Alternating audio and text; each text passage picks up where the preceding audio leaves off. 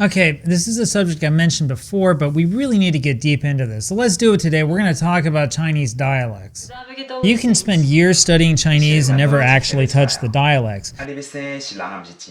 But what's the fun in that? Chinese has a large variety of different dialects.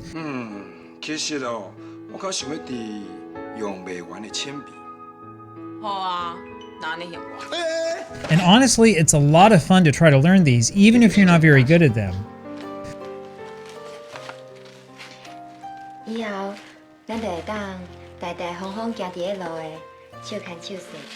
And learning these dialects can help explain some of the mysteries of the Chinese language. In fact, I'm going to explain to you the most obvious and biggest mystery of Chinese. This mystery has to do with the word tea, you know, the beverage that was originally imported to Europe from China. So let's dig in. What we call tea in English is called cha in Chinese, as most of you probably already know. This is one of those uniquely Chinese contributions to culture, of course. And that should make you wonder, why in the world do we call it tea in English instead of something like cha?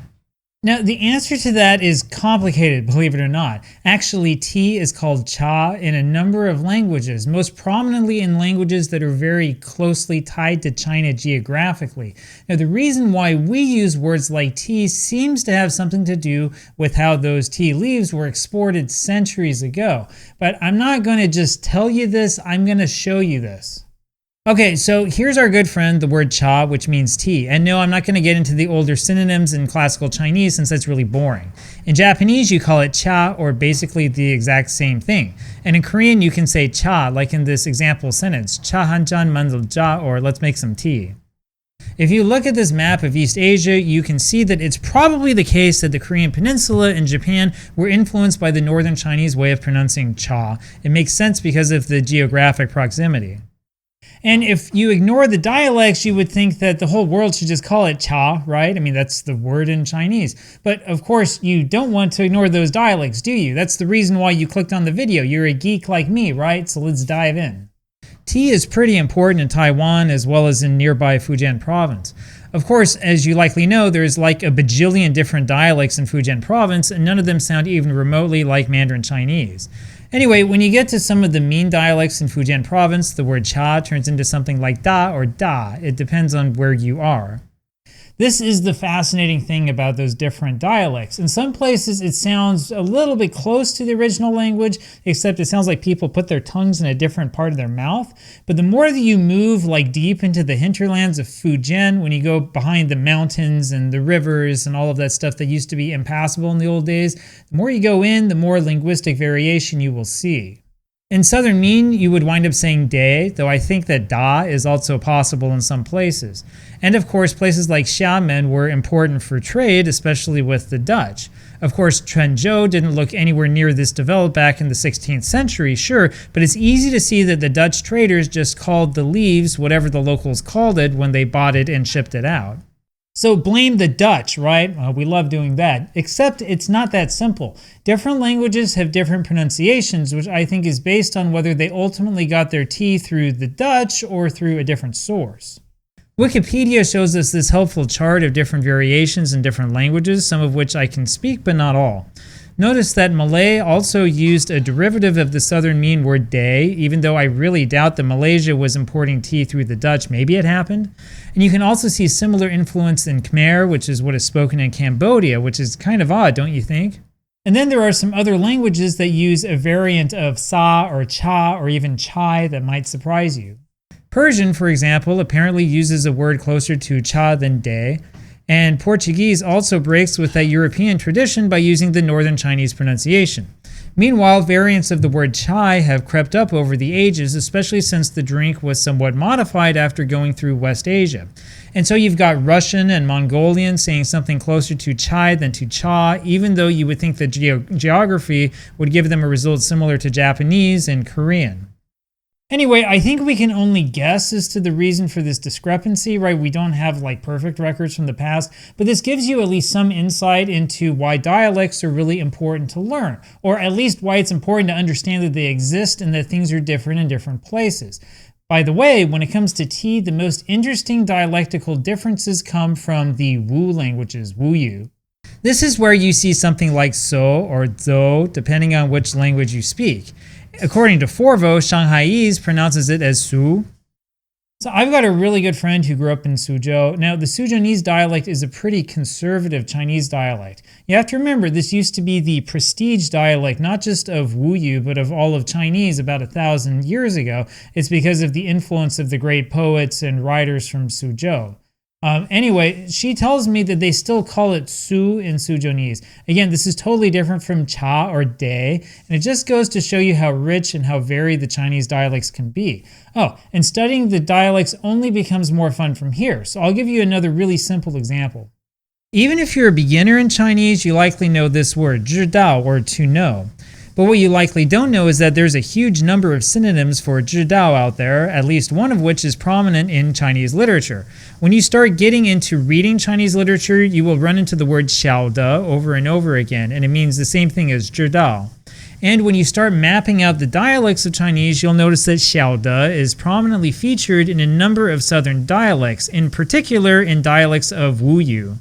晓得 pops up over and over again in Chinese literature, especially starting in the Ming Dynasty with the famous novel Journey to the West, 西游记. Now, when you study the history of Chinese literature, you will understand the reason why this is. The thing is that northern China was always known as sort of this like farming area, and it was kind of like a rough and tumble place to live. And this is why you got people who ended up with kind of like they were taller and had bigger genes and were more brawny and ended up eating more wheat and bread and stuff like that. Southern China, in contrast, was traditionally the heart of Chinese literature and therefore Chinese culture, where you eat rice and where everybody's short and, so on and so forth. Now, the really interesting thing is that we can see both of those traditions collide in books like Dream of the Red Chamber. Dream of the Red Chamber actually features numerous examples of both northern and southern Chinese, which is one of the reasons the book remains so popular even to this day. Unforgettable characters like Granny Liu speak with a clearly northeastern Chinese accent. In fact, the Dongbei she speaks in the book is almost exactly the same as today's Dongbei, even though the book was first drafted in the 1750s. Meanwhile, Lin Daiyu's educated and refined Chinese betrays quite a bit of southern influence, which is natural since she supposedly grew up in Suzhou. Now, I'm going to get into trouble for saying this, so I'm bracing myself, but you can kind of think of Dream of the Red Chamber as a sort of metaphor for how northern Chinese culture has gradually emerged as dominant over the old-time southern literary traditions. So Lin Daiyu gives us that great and refined educated poetry, while Granny Liu and her family give us the down-to-earth practicality of northern Chinese, and in the end, Lin Daiyu dies off. Anyway, the truth is that both dialects and both speaking patterns ought to be welcome. There's no reason for us to prefer one over the other when you really think about it. Well, there's no reason other than politics, that is. So have you ever wondered why you hear a lot more about certain Chinese dialects than the others?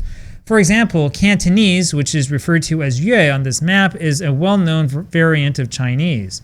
Southern Min, which is clumsily clumped together with mutually unintelligible Min dialects over here, is also a very prominent and well-known dialect. But you don't see many foreigners rushing out to study like Wu Chinese, for example. Ever wonder why? Again, the reason why is that dirty word, politics. If there is a political reason for a dialect to be prominent, then that dialect will be prominent. And if there's really no political reason for people to try to keep a dialect or a different kind of random language alive, it will die out. It is as simple as that. So when we're talking about Cantonese, it might be interesting that you can see hints of the modern Cantonese dialects in older Chinese texts, as this random infographic that I ran across tells you. But in all seriousness, the real reason Cantonese has become internationally prominent is because it is spoken in Hong Kong, which of course was a British colony up until the late 1990s. In a sense, studying Cantonese instead of studying Mandarin can be thought of as a sort of political statement, even though Hong Kong is now part of the so-called one country, two systems framework. And so you will likely see citizens of Hong Kong using one of these passports, indicating that Hong Kong is indeed part of China. But that's a pretty big contrast from this baby, which is what was in use before 1997. So you see, if you're a Chinese citizen who migrated to Hong Kong and you don't speak Cantonese, people will treat you like an outsider. I know this. I've spoken with dozens and dozens of people who are just like this. The reason why is because these people migrating to Hong Kong, especially after 1997, represent everything that the local population of Hong Kong fears about integration with mainland China, even if you haven't done anything wrong. And so protecting and spreading Cantonese turns into a political statement for people in Hong Kong. It's actually exactly the same with the Southern Min dialect in Taiwan. Now, some of you might remember when former Taiwanese President Chen Shui-bian focused on creating a so-called Taiwanese identity about 20 years ago. This was hugely controversial at the time and remains a major subject of controversy within Taiwan itself. And so the speaking of Southern Min or Taiwanese and the spread of this so-called unique Taiwanese culture has become a major political statement, as if this were some sort of magic formula to fully separate Taiwan from mainland China for good. But of course, that cannot happen. It cannot happen for economic reasons. Like, you can just go look at a map and you'll see that it's ridiculous, right? My wife has relatives from southern Taiwan who have gone into business with people from mainland China in the past. The biggest problem with Taiwanese independence is that the biggest and most natural trading partner for Taiwan has always been China. Plus, of course, not the entire population of Taiwan speaks Southern Min. It's actually a minority of the population. Not only are there other dialects there, but the actual language in use that is common among people is still Chinese. It's Putonghua.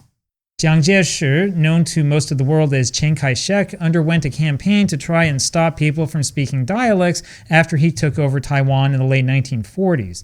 The reason he did this is the same reason any government undergoes any propagandistic measure. It's because he wanted to solidify his power as much as possible. It didn't entirely work, of course, but there were a few decades where you weren't allowed to speak in dialect when you attended school. You know, my wife lived through that time, actually, so she's told me that she was made like a hall monitor for a while when she was in grade school. She was supposed to tell on the students who were speaking the local dialect. Of course, she would never tell on her friends. She would only tell on the students that she didn't like that much. Now, this kind of forced linguistic assimilation is really, really heavy-handed. And the funny thing is that it often results in feelings of resentment and oftentimes in a counter-movement. And so in Taiwan, Southern Min has become sort of a statement about Taiwanese identity, even though it's a dialect that is also widely spoken in Fujian province, which is part of China.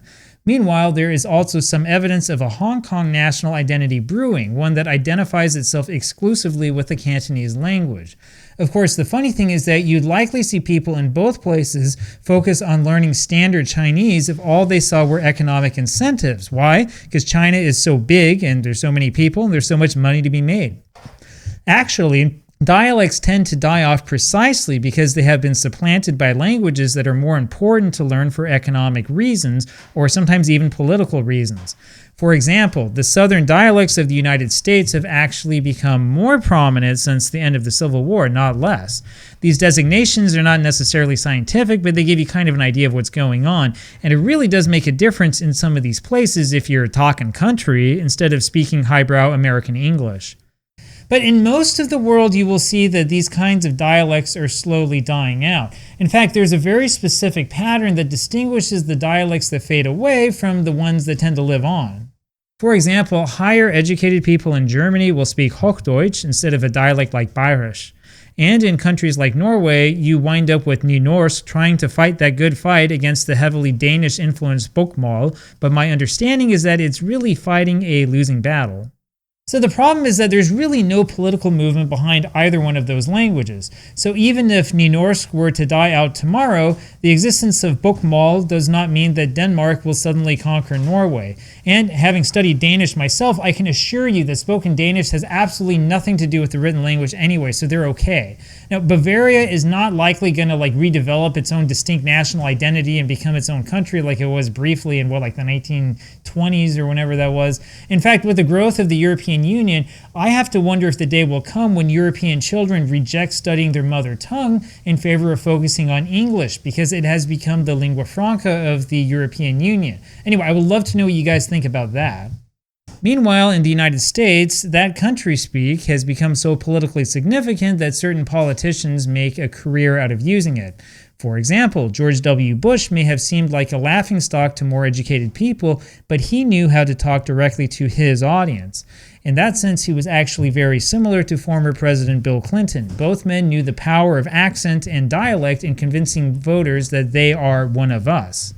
Anyway, let's move back to China. Now, one of the most bizarre things about China is that there are certain dialects in certain parts of the country that are spoken as like the national language in countries that like are neighboring. And yeah, I'm talking about Korean up in Northeast Chinese. So to my knowledge, there's no like Korean separatist identity or movement up in Yanbian prefecture of Jilin province. Ever wonder why?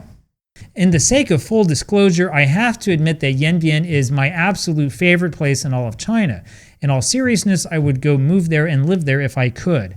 Yanbian served as a popular destination for Korean migrants during the awful years of Japanese occupation before World War II, and it still has something like 2 million native Korean speakers to this day. Even though the Korean culture is prominent there, though, there is no pro-Korean separatist movement. And believe it or not, this is not because the government brutally shut it down. Actually, the Communist Party was willing and eager to work with local Korean-speaking authorities back in the late 1940s and early 1950s. To this day, citizens of Yanbian have national ID cards in both Korean and Chinese, which shows the level of assimilation. And it turns out that the best way to get people on your side is to work with them, not against them. So in places where the dialects are bits of like historical trivia or they are endangered, you're usually looking at circumstances in which there's no political significance tied to them. So for example, from Yanbian Prefecture, when I would do visa interviews with these kids who would come out, most of the younger kids wouldn't speak Korean at all. They would still have like the Korean look to them, but they wouldn't speak it. They would just speak in Chinese to me. They look at me really funny if I tried to speak to them in Korean. Similarly, in Taiwan, among younger populations, Southern Min is actually dying out because there's a real big incentive to learn and speak Mandarin or Putonghua. Meanwhile, the places that have dialects that are alive and thriving just so happen to be places that are on those political fault lines. Now, no matter where you look in the world, you will see this trend, right? People are going to learn the languages that to speak that are most beneficial to them, regardless of what their parents spoke, regardless of what like their grandparents spoke and all that stuff. So dialects do really matter, but they only matter like where they matter and where they matter for political reasons, right? But they still do matter, and it's important to learn them and understand them, especially in places that are sort of hot button topic places. And anyway, that's why it's more important than just what the price of tea in China happens to be.